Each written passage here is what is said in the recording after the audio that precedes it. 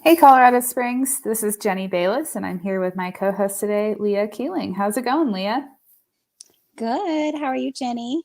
I'm doing well. I'm excited to chat about this deal analysis that we're going to go over quickly for everybody. Yes. So it's kind of interesting. Do you want to tee up what the product is? Yes. So this is actually a new build fourplex, townhome style. So yeah, you can't go wrong with this one. Purchase price of 600,000. Wow. So I just think Wow. that's insane. I know.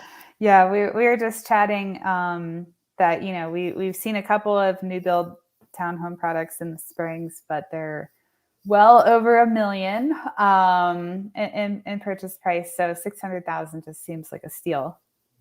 It definitely. Two bed, two bath, has air conditioning.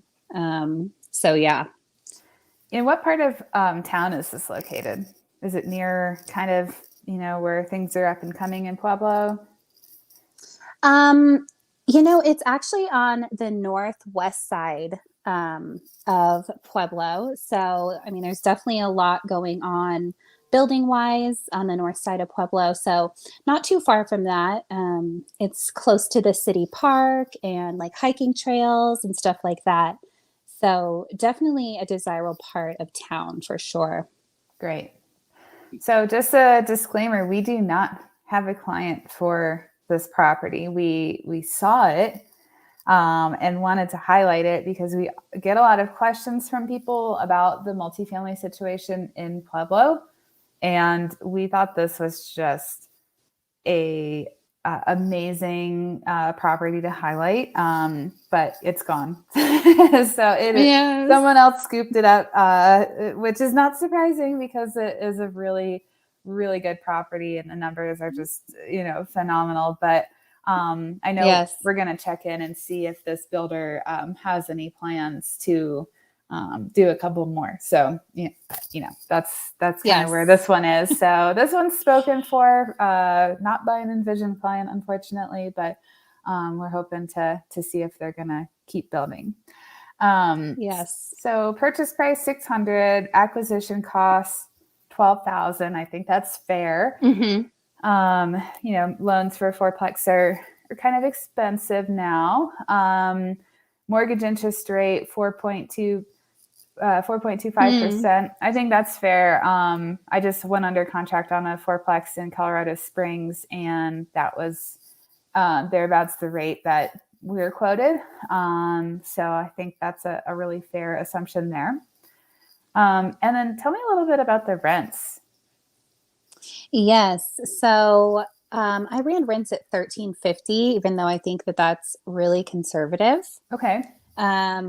There was actually another fourplex, same exact setup, and they were getting 12, but it was, a lot older, a Mm-hmm. lot more dated. So, I just ran it at 1350, but I think you could definitely push it, Great. up to 15. Yeah.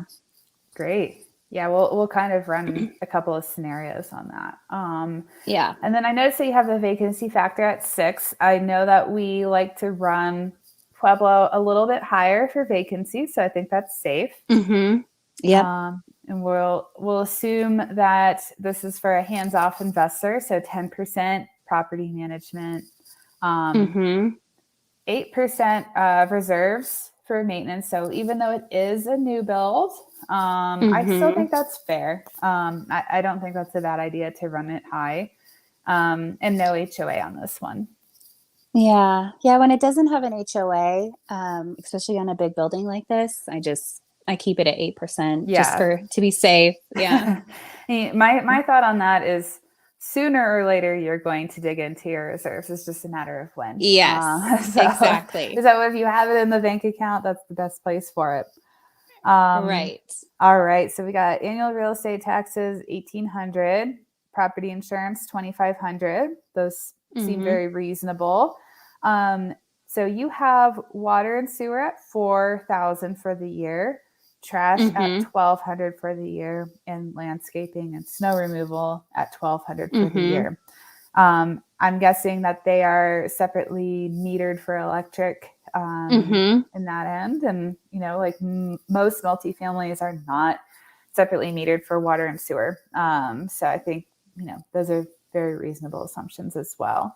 And the fact that it's a new build, I would recommend to clients, if you're going into this as the first owner of this property, you could institute some sort of utility bill back on top of your rent. So that's just Yes, another that's income stream. yeah, that's what I was thinking too on this one. Yeah. So I think, well, when we go to the numbers, I think they speak for themselves, but the opportunities are kind of endless on this one. I know. I was trying to be as conservative as possible because I'm like, is this too good to be true? Right. Is there an error in our Excel file right now? Yes, I kept going through it and through it and through it. And I'm like, how can I make this? Like, this just looks too good. So, I agree. but it's real. It's real yeah. life here. I agree. All right. So we're all in for about 163,000. And then we have net operating income of 38,500 minus mortgage payments of 26,500 to an annual cash flow of almost $12,000 a year, which is just mind-boggling to me. So that's, we do not see those numbers very often. So that's, truly exciting that it's married up with a brand new property, right? Like it's not like we're recommending that this applies to something that's 200 years old and about to fall apart sort of thing. So I think that these numbers are reflective of the property in which that you're buying, that you can reasonably expect that it's going to perform at this level. So that equates to a cash on cash of 7.3% and a cap rate of 6.4%. And a first year return on investment of a total of 53,000. I'm like, my mind is blown. Yeah, I know. When you sent me this, I just flipped through the numbers and I said, "Oh my gosh! Like I want to buy one of these. Like this is insane. It's so phenomenal. These numbers for a brand new property. Like who doesn't want to own a brand new property? I know, from a headache standpoint and all that good stuff. So yeah, let's kind of play around with the numbers a little bit. So if we add up the utility bill back, so let's see, we'll do some quick math right here. So we'll add up the utility bill back divided by 12 divided by 4. So about $133 a month. We could probably recommend a charge back of $100 a month. So we'll bump them up to $1,450. Let's see what that does. Now we're at 15,600 for cash flow, 9.6% cash on cash return. I always tell everyone who comes to us and says that they want a 10% cash on cash return that just simply doesn't exist in this market. So I guess that would make me a liar on this one. And then a cap rate of 7%. Oh my gosh. I don't even think I need to say anything further on that. Like everyone listening needs to pick up their jaws from the floor. That's just, amazing. Yes, I know. I keep telling people the opportunities in Pueblo are insane, Mm-hmm. Yeah. So, and it won't be like this forever. I agree. Like this is just very, very interesting, very, very intriguing. I personally, I would love to pick up something like this. So if you find another one, let me know. I think that there's probably another line of other people that have just listened to this episode and are thinking the same thing. Yes. So do you have any final words and final thoughts on this particular property? I think that this just speaks for itself. I'm so mind blown. I don't even know what to say. I'm like, this fair. Is,